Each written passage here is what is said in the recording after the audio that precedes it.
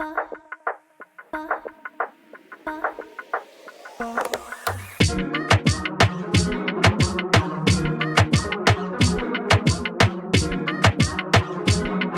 back. My name is Tyler. This is another episode of Emotional Nightmares. My name is Nicole.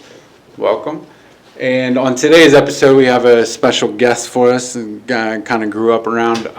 His name is Chris. So Chris is here to talk with us kind of about the changing of behaviors, changing our mindset and the way that we think. So we're just going to start off right from the gate. So Chris, what aspect made you realize maybe you were a toxic person, that you had to change some of the ways you think? It's hard to pick just one, to be honest. I think the biggest change that made me realize I needed to was there was a point in life, into my 30s, where the majority of my life was spent in jail or juvenile detentions. And even though I did so well in that structure, honestly, I thrived during those times because I had structure.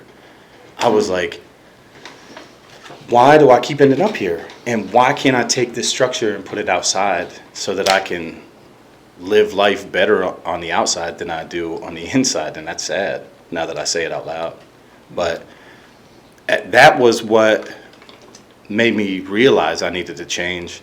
But then getting into it, there was so much more that I had to change that I didn't even, at that point in time, understand. But yeah, I was sick of living in jails and institutions. And that was it. So at what age do you think you started going into institutions? Because that was a young age. Yeah, into them. Probably 13. 13. Got locked up. They call it locked up. I got removed from society because I couldn't adapt to the rules. And it just carried on. Like, how many times you see me for like 2 months and then be like gone. I'd just disappear and people are like, where's Chris? I've had friends growing up that had to stop being my friend because it hurt them seeing me gone so much. And back then, I didn't know that or care, but now it's like, man, I was affecting so many other people other than just myself. But yeah, 13 up until I think I was 32 when I got out. And that was my last ever jail visit. It will be my last ever jail visit. Nice. So tell me a little bit, like, with the obstacles, right? So like the mindset, because like during the younger ages, obviously, and we'll touch a little bit on the younger and go into older. We were in that mindset of just not caring, right? So how did that affect you? Like, what did that cause? Just not caring? Yeah. Oh, man.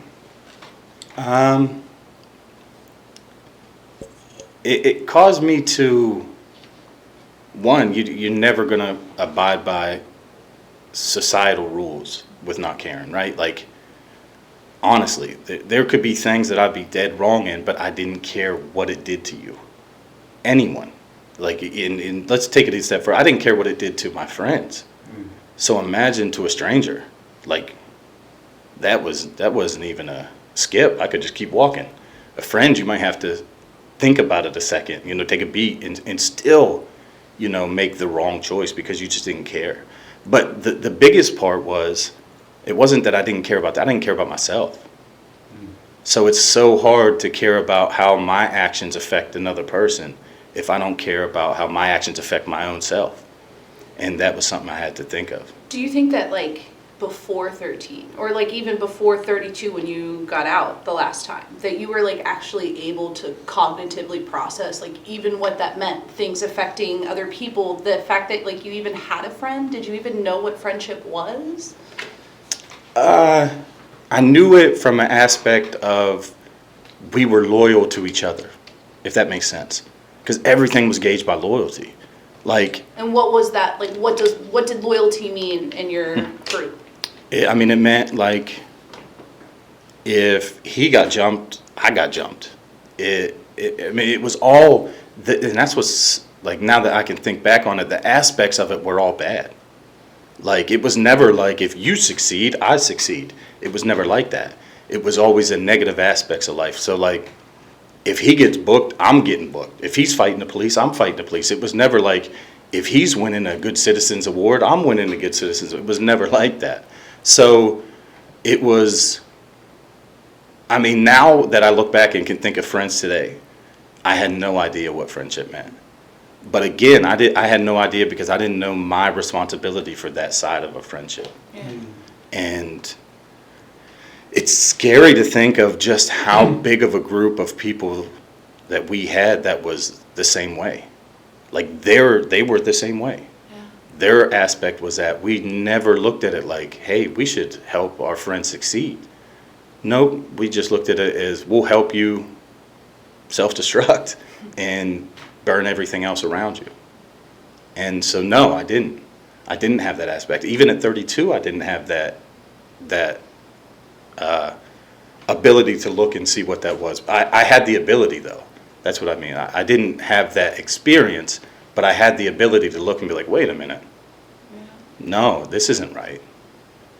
And so the big thing I had to do was become selfish because I had so much learning to do. So I had to learn not only what a friend was, but what a friend expects of me, and then also how that makes me feel. So I really, there's going to be parts of this conversation that's going to sound real selfish, but I had to, because I had to learn before I could be any type of friend or help or anything. I mean, I think that's all of us, right? Like, I know even for me, like, I had to, I stepped away from all you guys a long time ago because I was like, man, I gotta do something different. And in a sense, it's almost too, I was just talking about this last night, is you end up feeling that survivor's guilt in a sense of like, damn, why did I do that? And if I'm succeeding and I just kind of left them and they're not succeeding, with a couple of our friends that are still in prison, it's like, damn, like, I want to help them, right? And at the same time, it's that selfish attitude of like, I can't right now because I have to take care of me, right? So what was the pivotal point that made you say, you know what, I can't do this no more and I have to take care of me? Because like emotions are hard to talk about, right? And obviously that's one of my favorite things to talk about is emotions. So what was that emotion like? Like, what was it that was like, man, something's got to change. This has got to give. So the most, listen, so I learn every day. Like, even on my way here, I had some setbacks, right? Terrible start of the day. I was frustrated. I'm a perfectionist, so being late to this bothers me. I don't like making people wait for me. Mm-hmm. But at the same time, the me now is like, you know what? Out of my control, I'll say sorry and move on. And, that's it. I have to do things like that. So every day I'm learning. But the point that really said it for me, that like I got to change. I got to change everything. Is the very last time that I got booked, I had a son. Mm. And my whole upbringing, I never had a father, right? Like, never.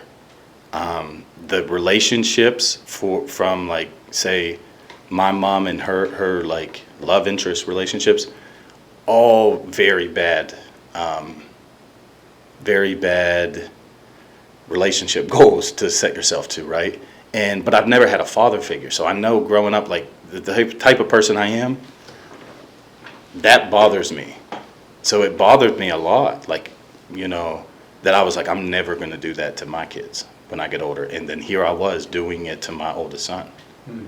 And like, that was when I first learned to truly look inside myself and take responsibility for it and be like, look, this is a life you're setting for him if you don't change. And it luckily gave me the strength and the, like I can be a stubborn person, but usually it's stubborn to the wrong things. It let me use that stubborn superpower and apply it to the right thing. And so that was a turning point. I was like, listen, I'm not going to be this person for my son. And I refuse. And so that was the start of it. A lot of steps since then to, get to who I am today. And I have a lot of more steps to go. But that was the start. And thankfully through God, your higher power, your people, whatever it is you believe in, I am at a point now where my son lives with me, both my sons, and we're set on a point in life that I can be proud of, that I'm not that to them. I took that setback then and allowed myself to change and put the work into change, that now I'm a rock for my son instead of, that guy that's not around. Nice. It's really important. I've talked to Tyler before about I'm probably doing the screaming thing again. I talked to Tyler before about I really truly believe that patterns and mirrors and belonging can really just set you up for destiny in whatever means that happens to you, right? And so it's really hard for a lot of people to even see that they've developed a pattern, but it's harder for people to see that pattern was developed by a mirror, which starts another pattern developed by yet another mirror. And so the fact that you're even registering that with the things that you didn't have as a child and yet deserved, that's pretty impeccable, because you're going based off of the things that you wish you had instead of anything that you had to mirror, and you understood that he's just going to start mirroring you. And so that's actually pretty incredible as a human, because not a lot of us will really just be stubborn about changing our homeostasis, right? Our balance, our safety net, our home pattern. And you kind of disrupted the whole thing, and you were like, not for me anymore, man, which is really cool, because as an outsider, you guys know exactly what you're talking about, right? And I am from Pittsburgh, and so the things that you guys did in the country, 20 years ago, just blows my mind. I'm like, what are these things that got normalized for you guys, And so I really think that a lot of disparities were placed here, and the fact that you've really overcome them is huge, right? And so I just want to know, what is something that you did at that change, right? Because at some point you were probably 16, 17, 18, 19, too young, right? And people probably were like, well, who's this Chris? Where's the Chris I know? Where's the old Chris? Where's the Chris I want to hang out with, right? And you're trying to change your life, and what is that battle like? What is that struggle like? Yeah, it's tough. Especially you said, survivor's guilt, right? Seeing the people that I grew up and we loved each other, we had love for each other, seeing them die, seeing them continue to throw their lives away, seeing them struggle even. So a battle, the big battle I had inside myself was I had to learn to love myself, right? That was something I had to learn how to do, because I couldn't love anyone else, correctly if I didn't learn to love myself. And so while I'm trying to learn to love myself, I would see my friends pass away. I would go to funerals and see people still struggling, and the part of me that grew up with them people wanted to run to them, wanted to do whatever I could to help them, and I couldn't, because the part of me that was learning to love myself was if I do that, I'll be there with them. And so the thing that helped me overcome that is, once you start loving yourself, even just a little bit, just a little, if you grab to that and hold it with all your might, especially if it means life or death. It truly meant life or death for me. And there were people relying on me. I never had that Like, I mean, I did, but I never acknowledged it growing up. Now there's little people that rely on me. Like, they have no choice. And so it allowed me to hold on to that like, I need to do this. I need to love myself before I can help anyone. And so the first couple times, that was really hard to not give in and go chase my friends or do that, be there for them. It was really hard, but through practice, like doing it repetitively, because sadly I've had to, it got so much easier. And then once I started loving myself, and you say mirrors, I use them in a different way, right? I love how you explain that, because I mean, honestly, now I can sit here and see it. I can see it, but I use it as the mirror to myself. I tell myself the truth, no matter if I hate it, no matter if I like it. I tell myself the truth. So I had to do that a lot with little situations. Like, if I didn't like the way I reacted to something, I would sit there after the fact, of course, at that point. Now, thankfully, I can, mostly catch it before the fact. But if I didn't like how I reacted to something after I was out of that something, I would sit there and be like, what happened? I would replay it in front of a mirror to myself and be like, oh, it went south here because I did this. Not because of the situation, it's because I chose to do this. And this is how I reacted to somebody else. And that mirror has helped me a lot in catching things before I have to. Like, before I react in a way I don't like to. Just like today, I could have thrown today away. That bothered me. I don't like being late. I'm a perfectionist, so little things. And thankfully, I'm a perfectionist now with the knowledge to know that I don't control really anything except how I react to stuff. So go out to start the car. Just got a letter yesterday of them telling me the battery could die because my car's trying to upgrade. And I was like, I literally said in my head yesterday, like, never happened to me. I'm good. I think I did hear about this on the news. Crazy. Yeah. And I'm like, I'm good. Doesn't happen to mine. Maybe the car's far enough away from my Wi-Fi. I'm good. The car doesn't start. Battery's dead. And I'm like, oh, this letter. The letter did it. It's the one that did it to me, I'm going to have to write them and tell them they did this to me. But anyway, it could have threw my day off. And it did for a second, right? Like, I was mad. I was upset. I was unhappy. And I'm coming to do this, and that's not things you want to be. Right. Like, I want to come spend time talking to my friends on how I overcome stuff, and I'm just some grump in the corner sitting here. So I looked in the mirror on the way here, like, wait a minute, why are you so upset? It's not this letter's fault. Stuff happens. Life happens. It's how we react to them. And by the time I got to Franklin, the 15-minute drive, I was happy. Good mood. So how did you learn that, right? Because, like, we talk about that. We've talked about that. I guess we talked about it on some episodes that we haven't released yet. No one's seen. Yeah, nobody's seen yet. But like we've talked a lot of times on like our perception of things and how we react to different situations, right? And that's hard for people to learn, because like one of the things that we try to talk about, like with anger management, for example, is the way we see a situation where it's the way we perceive it. We're only angry because we're perceiving it in a negative way, right?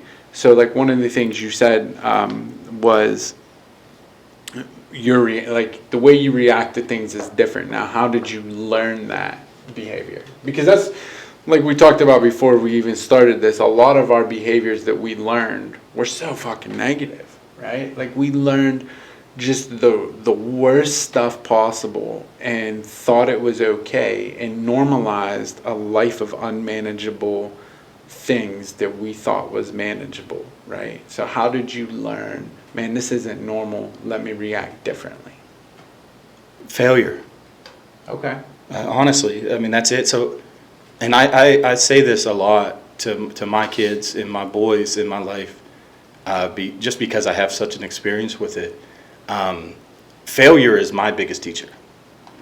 I learned the most valuable lessons through it. I relate to it so well from the way we grew up and the actions I've chose that honestly, I've become comfortable with my failures. And that's what you don't want to be, right? I don't want to live in failure. Right. So how do I get out of that? Yeah. And what I would do is I say would, like I do it in the past. I will, even now with my failures, look at them and say, what am I going to learn from this? How am I going to let this become my success? And yeah, failures teach me a lot. I will sit there and say, like you say, how you change your reaction. So if I react badly to something, I mean, there's nothing I can do if I've already reacted. Right. I've already done it. But I will sit and study that reaction and be like, where did it go south? And a lot of the times when I was growing up, I would blame others, right? So it was their fault. Like, you made me do this to you. What?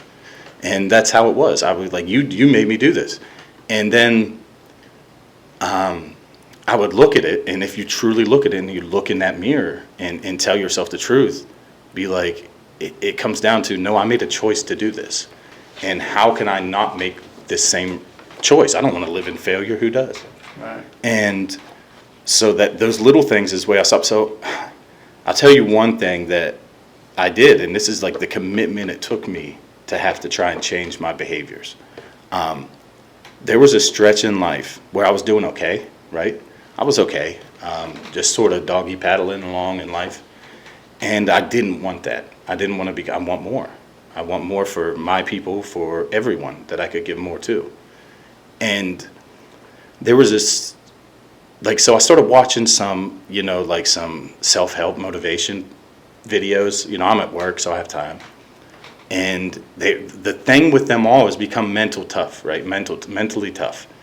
And I'd be like, I think I'm mentally tough. And then when I'd look at it, I'd be like, nah, I'd let that situation get me. So maybe I'm not. But I spent probably 7 months straight.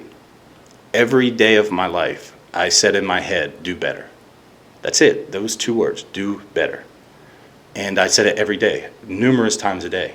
If situations were getting to me and, like, say, things got out of control, it was sort of like my mantra that brought me back to be like, wait, keep your eye on the prize. I would just sit there and be like, do better, do better.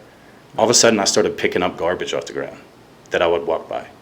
All of a sudden, I would stop and help somebody carry their groceries, or if they were struggling, I would stop and just see if they were okay. And it all came from that do better in my head. And like I said, I did it for 7 months straight, I think. And I liked the change it had in me, but it gave me the focus I needed to react differently to situations. Right. Like now all of a sudden when I feel that situation come up, like something that bothers me, and I'm hypersensitive to it because it's something I focus on. Instead of just reacting, I hear do better.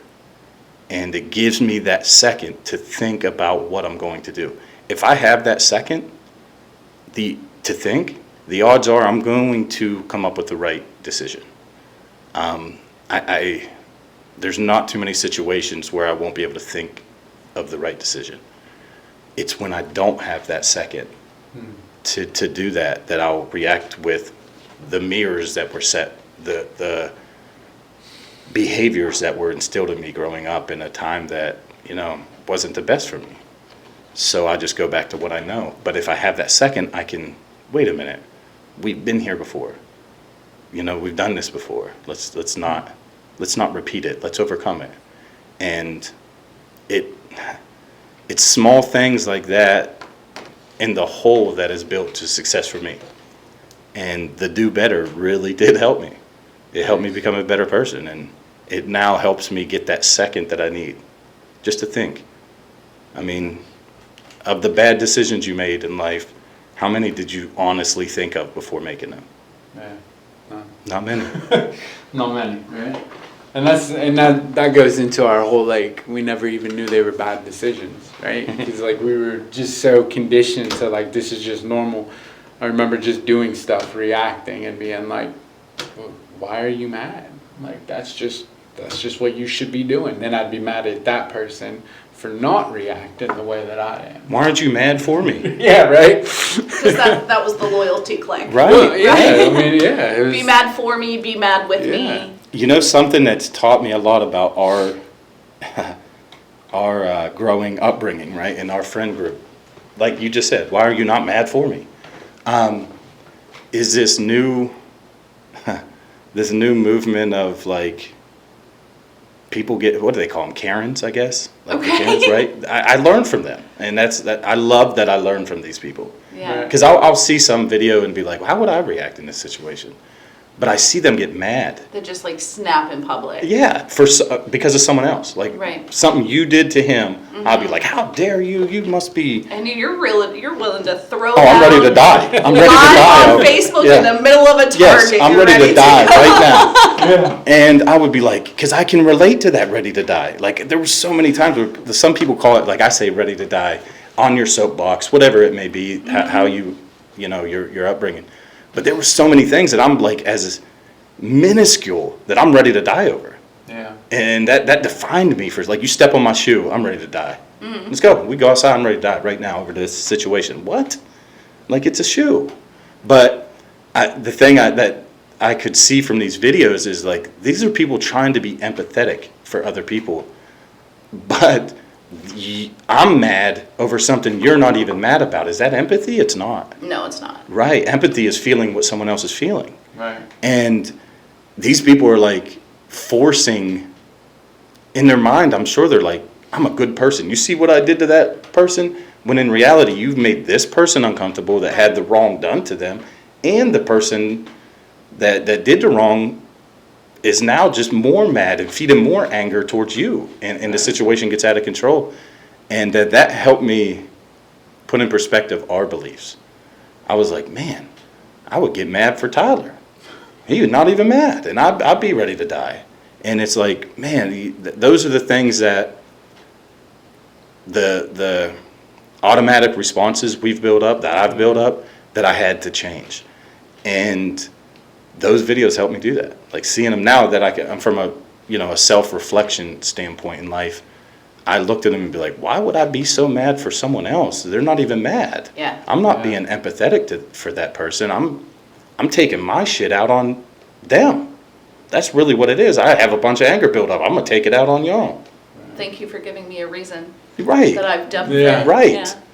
I that's it. like those videos. I watch those and think the same thing. Like, why is everybody mad? You know, if the other person don't even care, or like, And they feel uncomfortable. Yeah. Like, please stop. Please stop. I watch these people get mad, and I'll be like, but you're mad for somebody else who doesn't even care.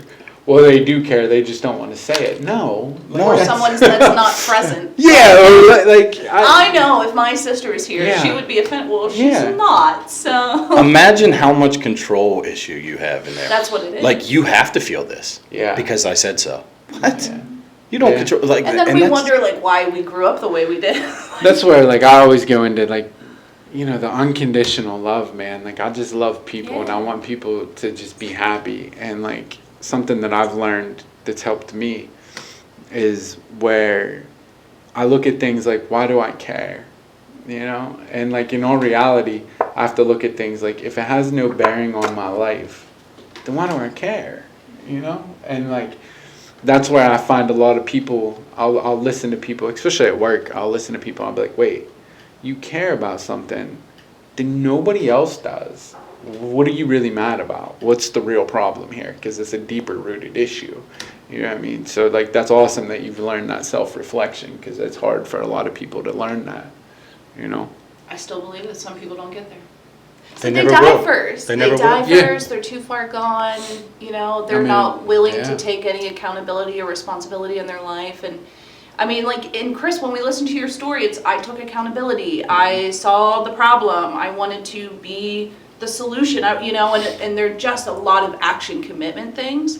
And that's a big deal. Like I can barely commit to myself during the day, so like I understand, but like being able to commit to something ongoing and then try to live your life through that because, you know, like you said, like you don't want your son to see those. I mean, that is a long thought process, right? That is playing that whole tape out, and then there are those people that they didn't even have a tape to begin with, you know, and I feel for those ones. Those ones are mine.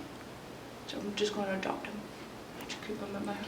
But it becomes easier, right? Like, at least in Sure. my experience.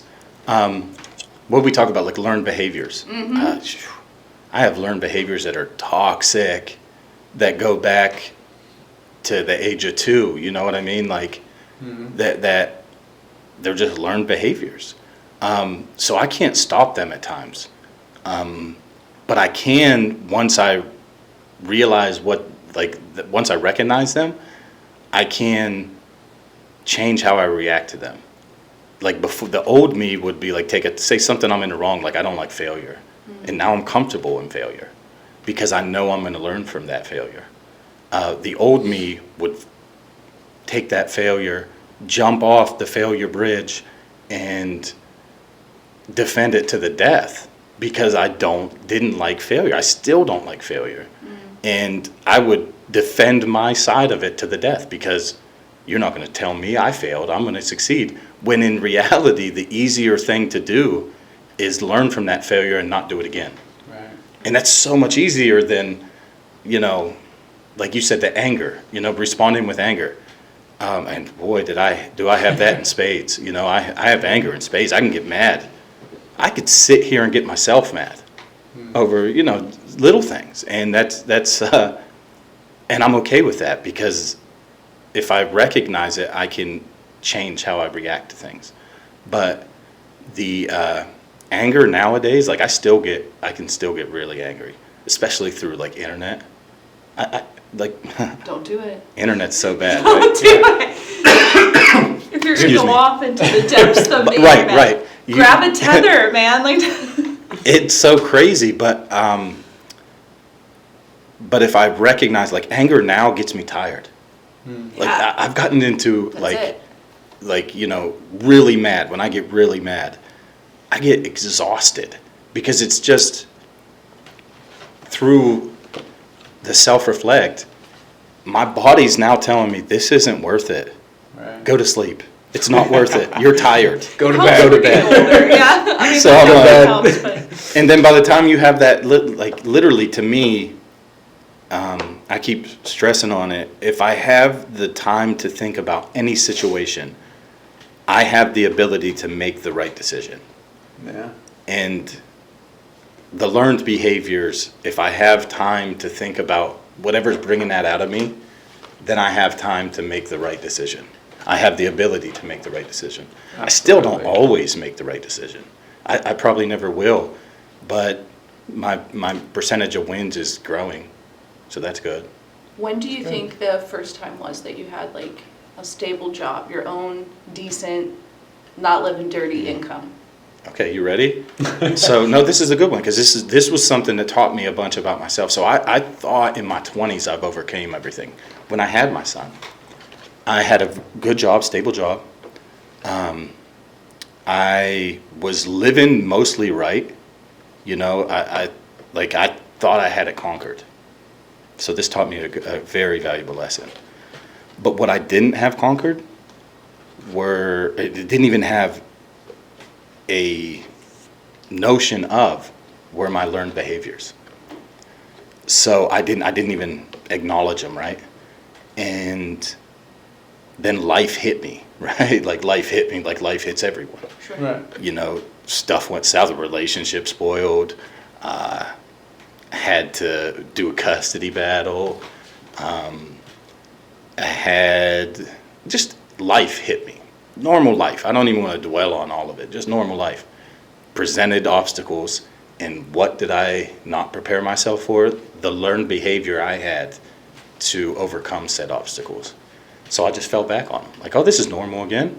And you know what that led to, not caring again, not focusing on self-respect. I ended up back in jail. And that was when, like I said, I was just going through the motions. I got in a normal life. I had structure, and I can swim like a good little fish in the current, But when the current stops or when there's a mountain in your way, what did I do? I fell back on old things. And then I needed money, so what am I going to do? Next thing you know, you're going back on learned behavior. And it ended I went back to jail. So that was the first time I had a normal life, and I wasn't prepared for it.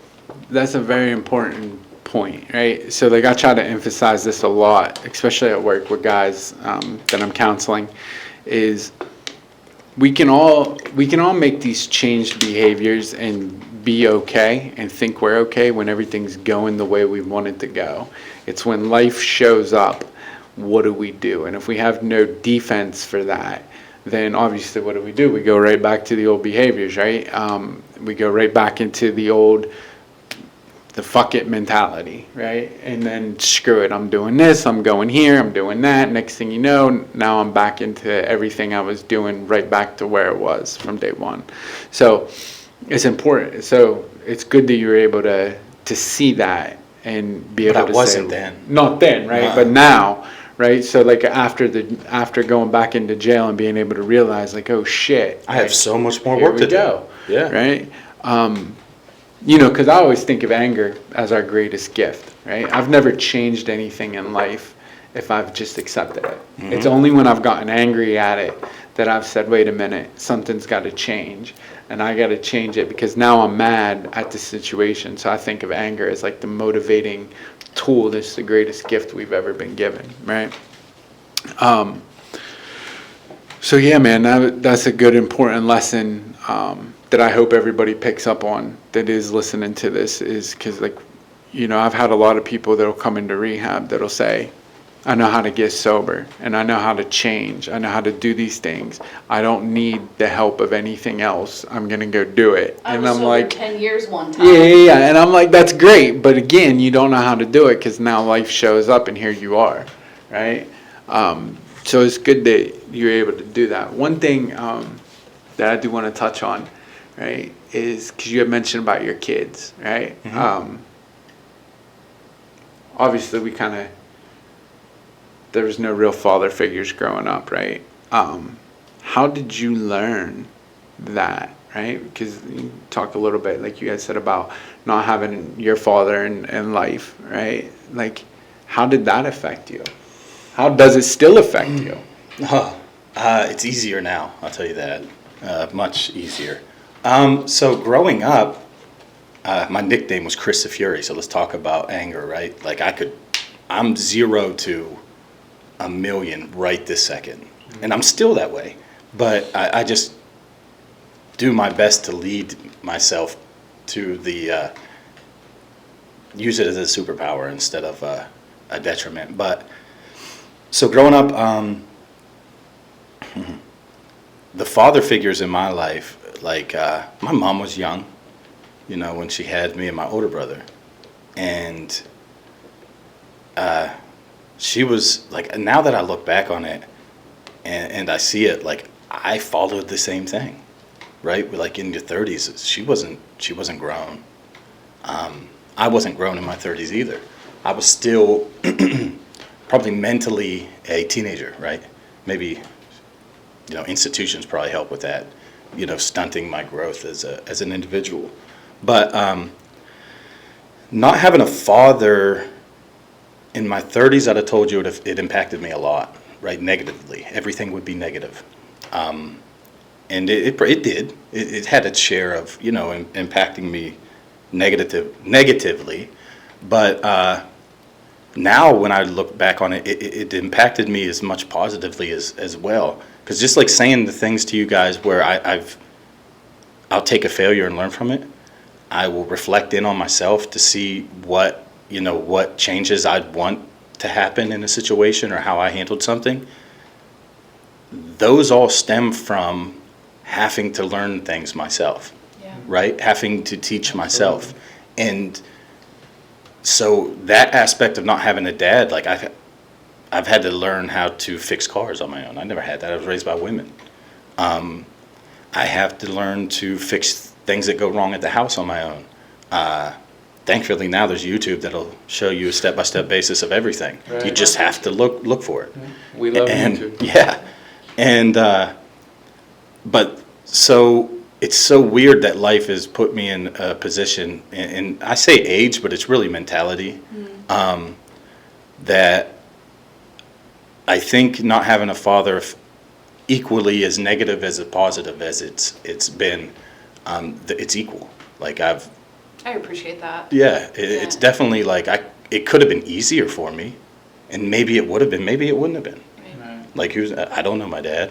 What if he's, You know, it could have been Ted Bundy for all I know, you know, and then all of a sudden I'm normalizing that. How many times have you met him?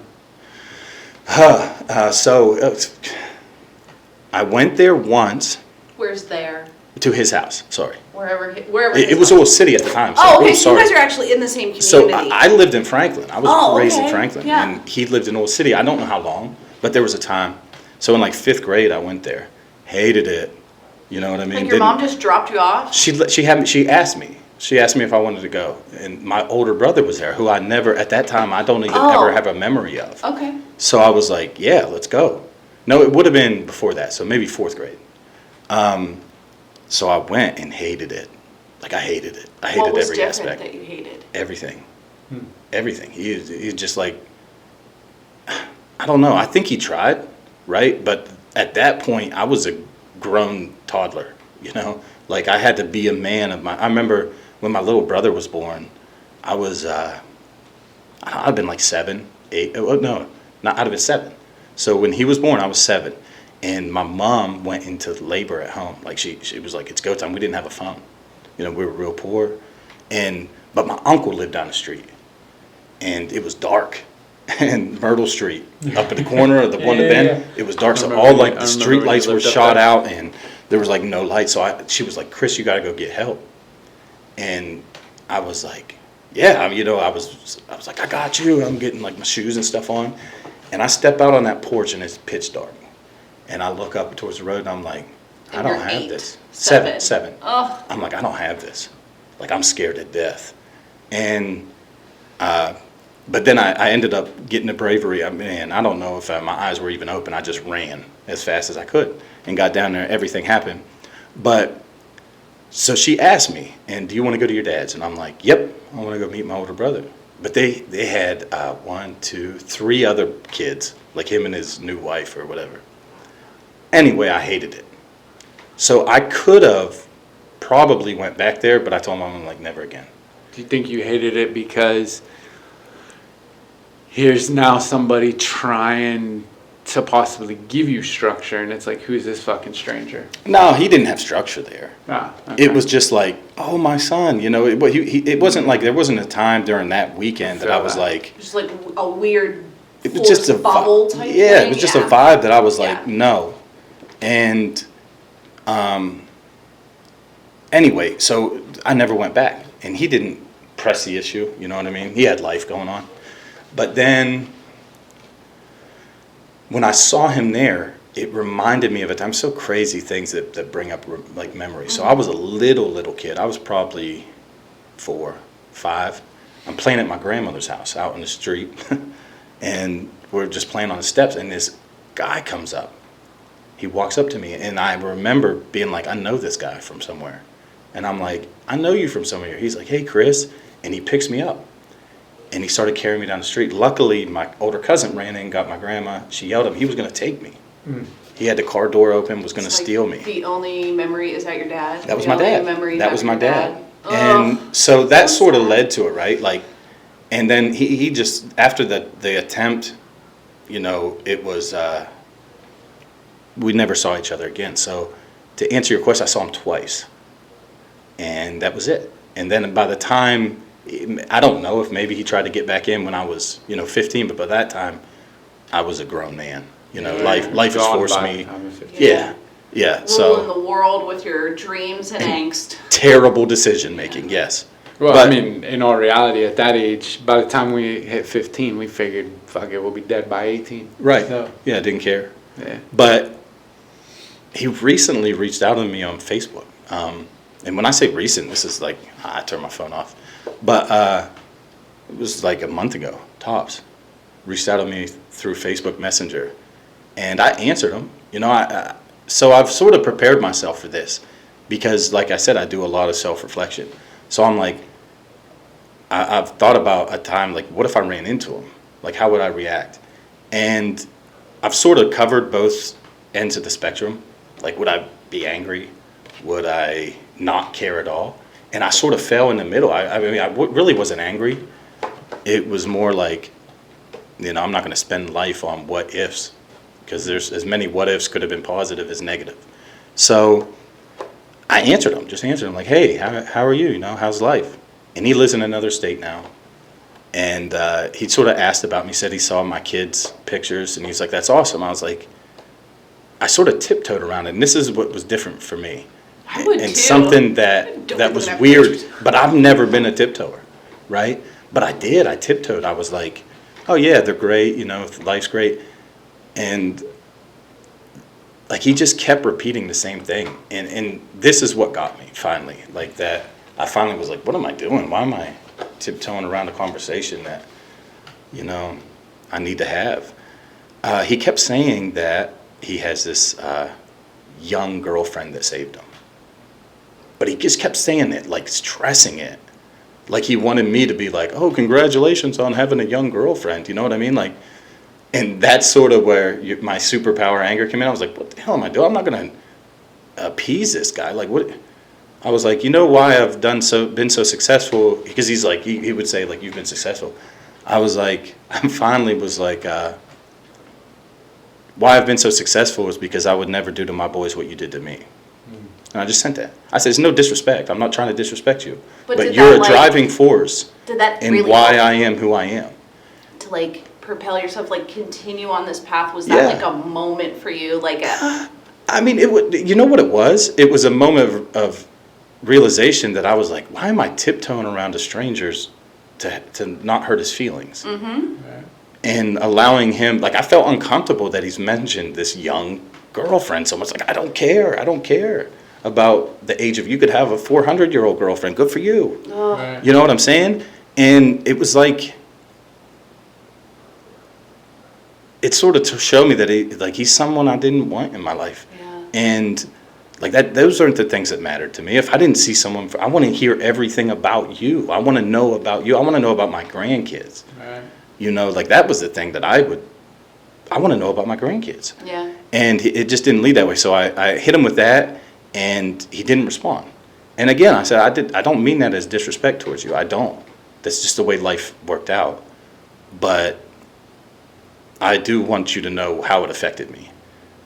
And it ultimately affected me positively.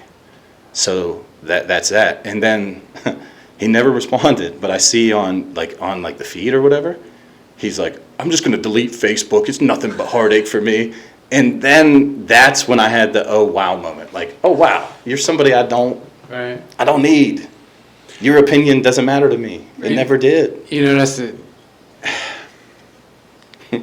I'm just going to delete Facebook. That's very important, right? I love when people announce that. You're not. If you're announcing it, you're not. I love that you bring that up, right? Because like I have my own personal situation with that, with a biological father, right? Like where, and this is important for the listeners, is sometimes it's best to just, you know, the old saying, like let laying dogs lie, right? And sometimes that's best. I know, like, I was in a situation like that with my biological father, right? I wanted to meet him. I met him. First time I meet him, you know, I meet him and my sister, which I actually talked to her today. But I meet this guy, and, you know, he's all gun-ho, you know. Oh, I haven't seen you, and, like, you know, I got all these questions. He brought me, like, a hoodie, because, like, he owns an apple orchard or some bullshit. And he's like, you know, this is going to be a part of your family history, and da-da-da-da-da. And I'm just kind of sitting there like, what a clown. It's hard to connect those two. Yeah. Those tracks are not... Like this hoodie? What am I going to shadow box it? What do you want me to do? I listened to him, right? And, you know, and it was hard for me to not say... So one of the questions he had asked, he was like, well, he had asked me that, you know, how has your life been? Like, did me not being there not affect you, right? And first thing I said... Really? He just flat out asked that? Flat out asked that, right? So I was impressed that he asked that. I don't know if I'm impressed or if I'm intrigued. So I said to him, I said, well, I have a dad.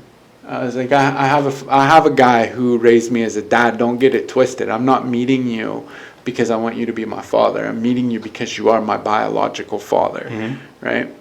There's things you want to learn that could affect you in life now. That's what I said to him, right? And I told him, I said, I only know my mom's side of the story, so I'm here to hear yours, right? Yeah. So he tells me his side, and I'm like, both of them are fucked up with the way that they're telling me, right? Both of them got their own perception. So I'm like, I'll give this man a chance. Boom, I go out to dinner, I meet him another time, second time. I go meet him. When was this, if you don't mind me Oh, asking? man, I still worked at CYS. That's actually how I found him, right? Because I had access So you to had a to- government you had to find agency. him. I don't say that online. Yeah. Beep, I don't beep, give a beep, fuck. beep, I don't work beep, there, right? I don't work there. I don't give a shit. We can edit that later. So He won't let me. He no, won't let me no, no, edit no. anything. There was a paralegal that helped me find him, more or less, right? That doesn't work there anymore. It's Who? right. Don't even know her Right, right. name. Don't even know her name. So Non-binary. anyway, she helped me. We found him, and then that's how I sent him a letter and was like, "Yo, this is my mom. This is who I am. I think you might be right."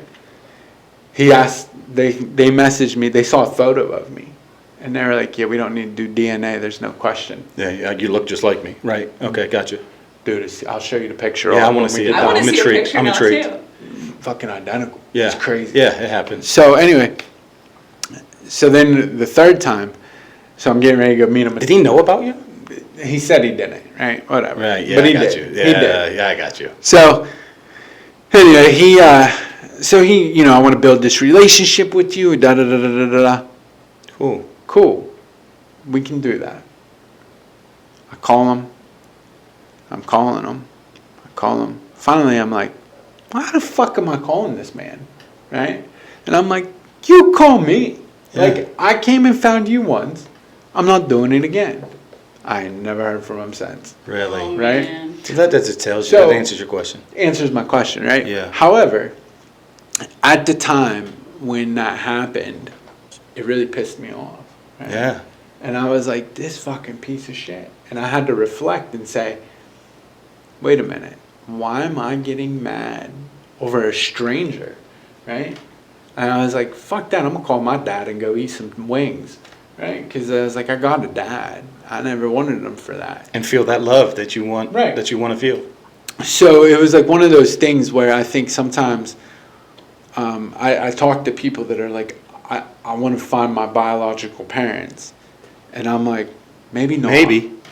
Right? Maybe. Yeah. And I think it's important that we understand that, like, it does have an effect on us. Ooh. And, like, it could have even more of an effect. And sometimes, maybe the answers you're seeking aren't worth knowing, right?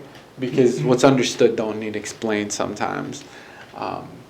So I like that you brought that up, because that's a very valid lesson that I think that a lot of people don't get. Man, it was a crazy situation. It was nuts. I'll tell you more. Hey, about I it think, offline. I want to say though, I think if you want to find your biological, by all means do Oh, it. yeah. But By all just means, do it. Just take, be prepared. Yeah, just take into the consideration, like, just prepare yourself that if it might not go the way you hope and you Right. dream in your head, and if you go into it with that mindset and can take it for however way it falls, then by all means do it. I feel like we could all have like a lost dad episode. I mean, like, they have these stereotypes, right? Because they're stereotypes. Because they are. I could go deep in this one. Right. Yeah, Well, me and too. so like, Me too. I'm in the city and not doing wild and crazy things like you are, but I'm doing my own wild and crazy things. And a lot of that, like, when we were growing up, there was no Facebook, there was no internet, there was no. So I remember, Right. like, even as an 8-year-old, a 10-year-old, a 12-year-old, a 13-year-old, no internet, trying to find, like, okay, my mom said he lived here, she's probably lying, so I'm gonna search here and, like, looking up the white pages. Then when the internet became awesome. a thing, right? Do you remember Nokia phones? I remember Yeah. being downstairs sleeping and my grandma screaming my name, Nikki Ray, because, like, text messages cost a lot, and she would get like $700 phone bills because I'd be finding messages and texting people like, your last name is Sanders, what about la da da da da, like, I was obsessed with it. And then when I was 25 and at my sickest, I flew to Texas to go meet him because I found his kids on their college Facebook site. Okay. Wow. And I wasted I a think lot every of my woman life, should be though. a cyber detective. Honestly, I could really work for the FBI. You Don't could. play. I don't doubt it one bit. Don't play. Okay, keep going. Sorry, I just had to put that in there. She's a beast with the computers. It's, yeah. The it's a commitment problem. it takes, they Well, have. I think because, like, I spent that much time finding my dad, and then I was in an abusive relationship, and so it was like, I'm just constantly trying to find how to get out or get into things. But I met my dad, and my expectation, again, of what I thought this was going to be, like, oh, my child. No. He was like, wow, you really look like your mom. I'm going to take you to your grandma. She lives a while away. And I was like, oh. Drop thanks. you off. Right. This is familiar. Yes, that's exactly what he did. We stopped at a gas station when I got off the flight at the airport. And it was in Texas, and legitimately everything is bigger. And I was like, wow, these are huge. We don't have these sizes in PA. And he was like, you look like a tourist. I need you to calm down. And I was like, okay, great, all right. Aye. And I'm just tired than a kite, too, but it fulfilled that part of me. And then I came home and realized what a piece of shit he was, right? But I had all these brothers and sisters I never got to know or even knew about. And anyways, but I got home and I felt like I cheated on my stepdad. I was like, oh, my dad is so cool. And I didn't perceptualize, I was just so hurt as a child by just not ever knowing unconditional love. And imagine finding out he has another family that he loved. Does that affect you? Right, yeah, you're right. That's where our minds can take it, right? That's where our minds can take it. Exactly who he is, and that's what I learned. Yeah, and that's where mine that he loved. First time meeting that guy, that's what he did was sit there and tell me how I put her through college and I did this, and I'm like, I remember food stamps when they were dollar bills, bud. The twins got cars for their 16th birthday, and I was wasting my 16th birthday looking for you. You know. But one of the things I never looked. Before we go into a warm home, never looked. You were busy. Yeah. Fucking shit up in parents. That's right. Not getting hell. One of the things that we wanted to talk about, and I'll bring it to this because we'll wrap this up here in a minute.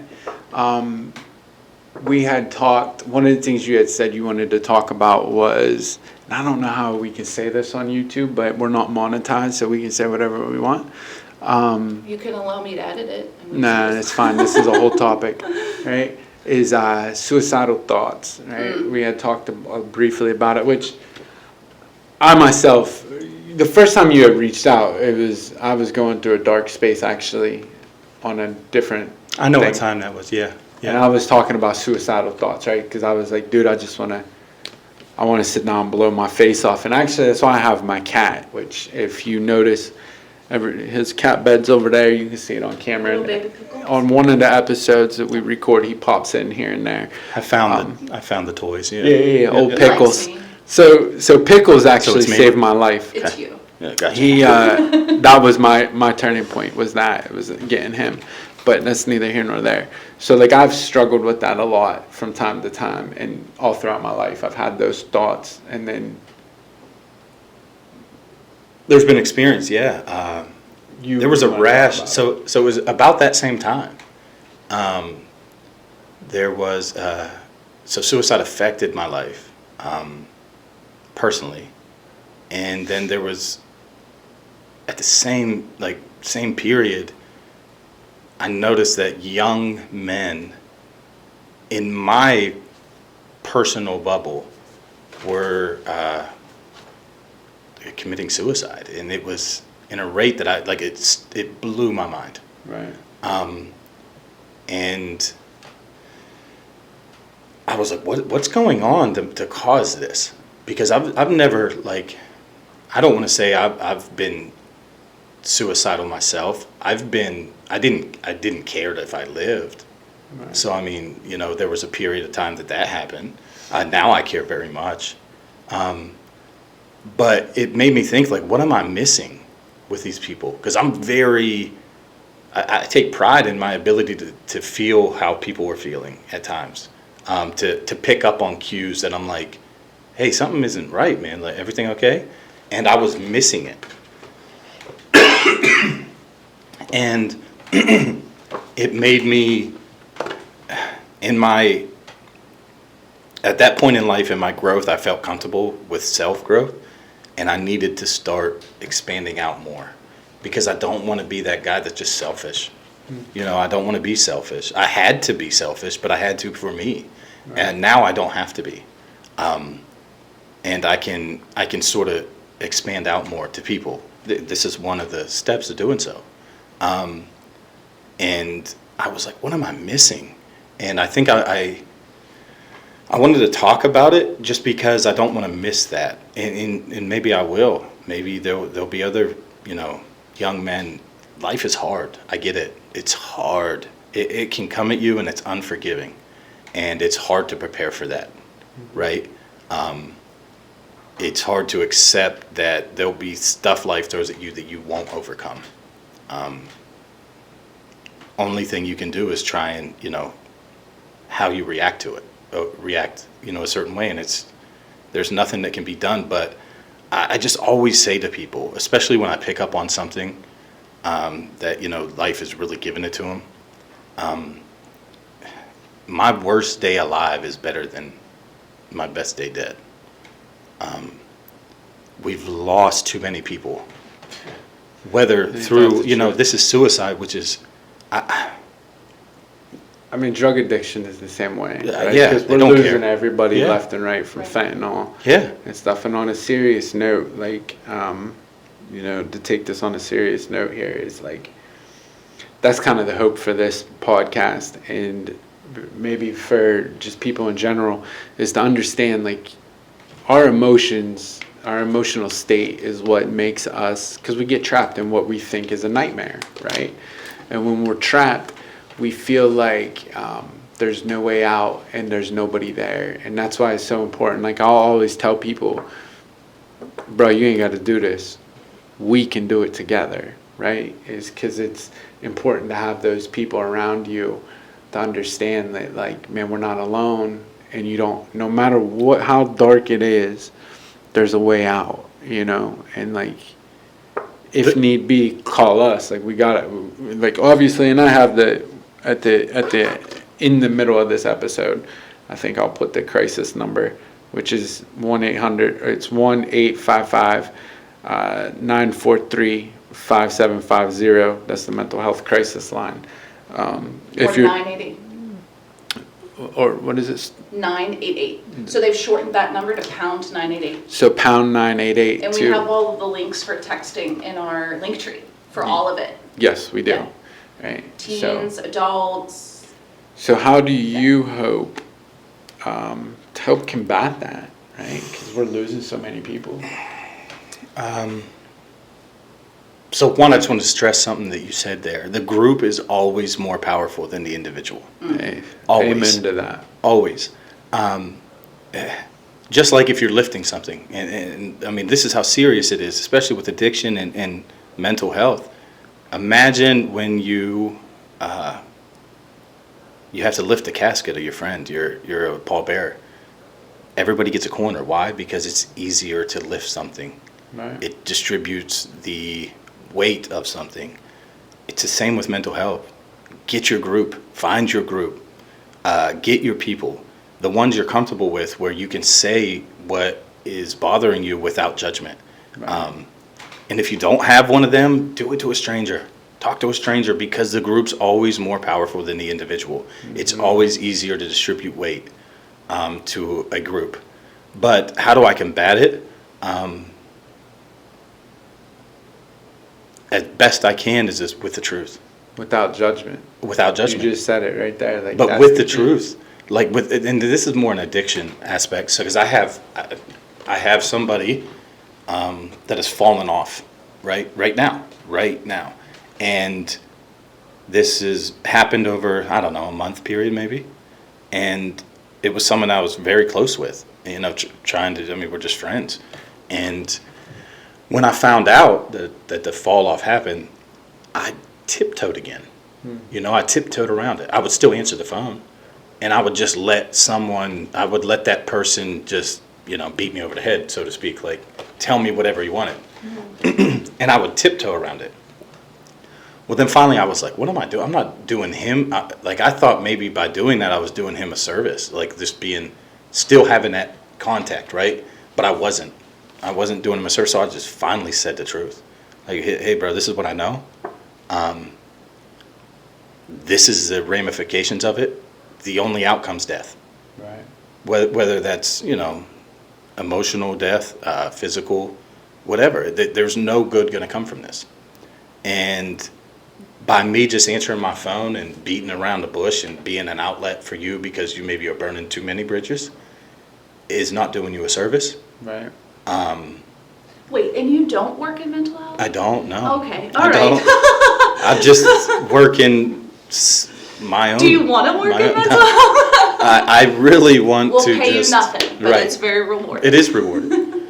I really just, like, I had to tell him the truth, and I said, listen, I'm not going to make life harder on you, because I know his family and everything. And I talked to his family.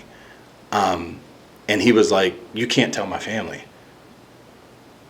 I don't want to burn mine and your relationship fully. I'm not going to reach out to your family, but I'm going to tell you this. If your family calls me and asks me, I'm not going to lie for you. And that scenario actually played out. His family called me, asked me. I told him the truth. Because look, I don't want you guys, trying to crutch up his use, because he's going to die if he doesn't go get help. And that's sort of where it's at right now. He spent like a month and not talking to me, which is fine. You know what I mean? I feel like I did that for his betterment. It wasn't for me. Right. Like it helped me none. It actually hurt me. It hurts me in my feelings. But now he's reaching out to me again. Still hasn't got help. But what's become more comfortable through practice is I'm going to call you to the, I'm going to call you to the pulpit, my man. You're not just going to call me and be like, oh, hey, how are the Steelers? It's not going to happen. It's like, look, did you go get help? No, you can't come around my people. Right. You're not going to come bring this around my people. Yeah. I have impressionable kids that usually rely on seeing you, every so often. They don't get to see you now because of your choices, not mine. Right. So go get help. And that's all I keep saying. Go get help.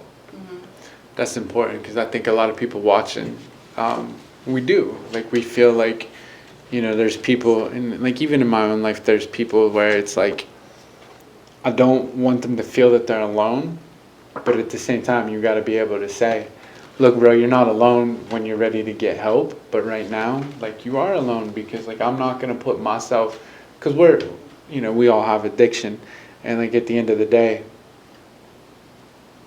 if I try to help somebody in that avenue, I'm putting myself at risk of ending up right back into the same situation where now I'm back doing heroin again, So like, yeah, it is self-care, right? Mm-hmm. And not only is it self-care, it's being able to say like, bro, I love you, but like I'm not gonna be here to co-sign your shit, and I'm not gonna honor your shit either. Like, if people are saying, like, I'm gonna be like, yeah, this motherfucker and I. Like, sometimes, like, it takes that, and people will say all the time, well, he's an asshole. No, it's that somebody's telling you the truth finally. Yeah. You know what I mean? Truth is hard. The truth sucks. Listen, I will help you 0 ways in your active addiction. Yeah, but I will help you every way in your fight to get better. Absolutely. And that's as much to do with me as it is to do with them. Absolutely. So, again, it leads back to the group is always more stronger than the individual. Amen. We were talking before this, and we were talking about our past, and you see her face, she was like, oh my gosh, that was normal? Yeah. And I was like, you need that sometimes. Like, yeah, maybe that wasn't normal. Right. And just that reaction's like, it's not normal. There's things in your life that you would probably say, oh, yeah. Just like the hunt for your dad. Yeah. Never, ever crossed my mind. I would never have done that. Oh my gosh, I got in so much trouble as a kid. I remember my grandpa really tried to do the best by me, and he would sit me down and be like, what do you want to find this loser for? You're just wasting all your time, and you're getting in trouble with your mind, just wasting. And like, I was like, but I gotta find them. I have to. Right. So preoccupied. I love, like, my grandmother will give it to you straight too. Like, just straight. And I love that. Like, as I get older, I do that now. Yeah. But back then, they would give it to, like, why are you trying to find this loser?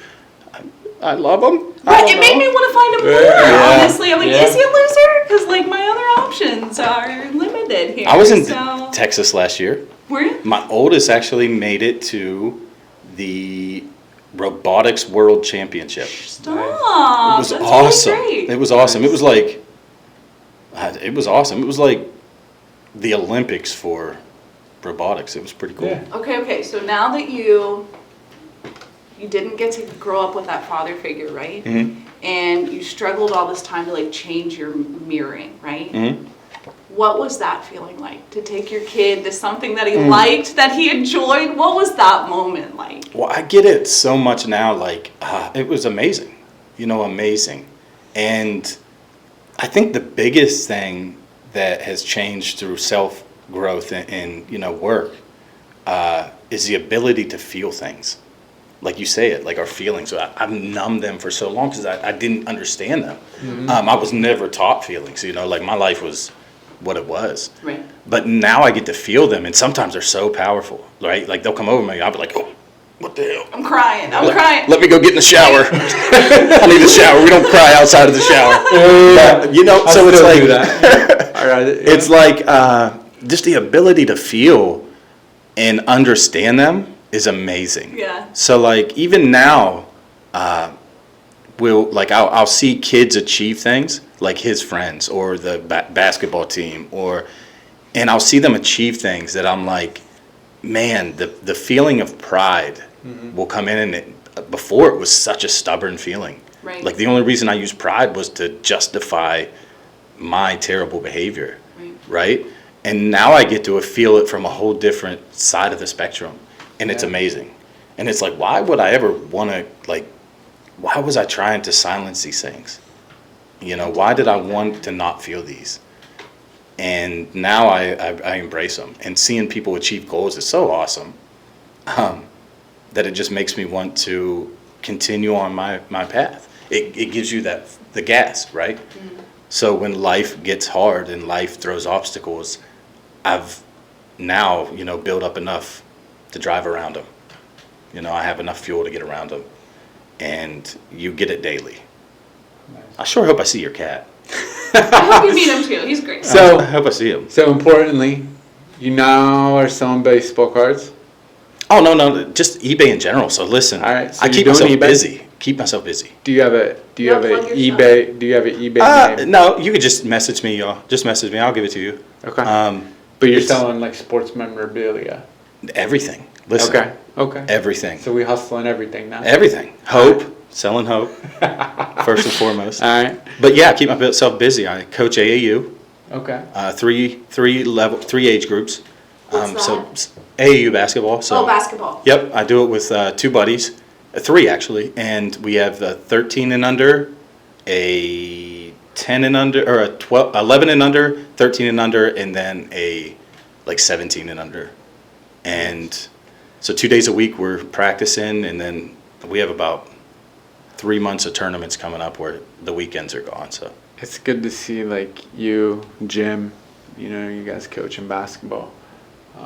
Basketball is it's a way for us to work out as young men much different things than just the game of basketball. Yeah. I've learned a lot of lessons through it. And we lived at 11th Street. You know what? Yeah. You know what I gravitate to, and it's just life. But the kids that are having trouble controlling their emotions, those are the ones that are the closest to me. Oh, of that course. I go to. Of course. Because I'm like, I relate. I know this. Let's change it right now, and so you're not changing it like I had to. Right. And I stay busy, but yes, sports. Why, you want something? What, sports? Yeah, I got you. Yeah. I have probably 50,000, 100,000 of them. Right. I'm on an old school gym. Wow, we'll talk about it. Anyway, so all right, man. So this is a long episode. We've gone I'm telling you, quite a we're bit. gonna So edit no, we're not. Edit. So if you've made it this far, We're paying for airtime now. we appreciate you being here. You could have been anywhere in the world today, but you chose to be here with us. So we appreciate you sticking through. I don't know what number of episode we're going to release this at. It'll probably be here shortly, but we greatly appreciate the support that we've gained at this current time. Yeah. We've only released one episode, and the support has been amazing. Yeah. So we appreciate your support. We thank you, and keep watching. Go ahead and say your thing. Keep happy hour happy. Yeah. And All right. One last thing for me, no matter what your demons are, no matter what your battle is, you're worth it. You're absolutely worth it. Life is worth it. It's hard. The change can be very hard, but it's doable. If I can do it, anyone can. So if you need to reach out, definitely do. I'll help in any way I can, even if it's just to tell you that you're absolutely worth it on every level. So please remember that. Absolutely. And then we didn't dive much into your past, which is good. Like, we didn't want to do that. So, but I definitely want to say, man, I'm very proud of you from where you've came to where you are now. Not once have you flipped over a table while doing this interview. It's too little. It's still there was a time where it's, don't even make a joke. Chris might flip the couch.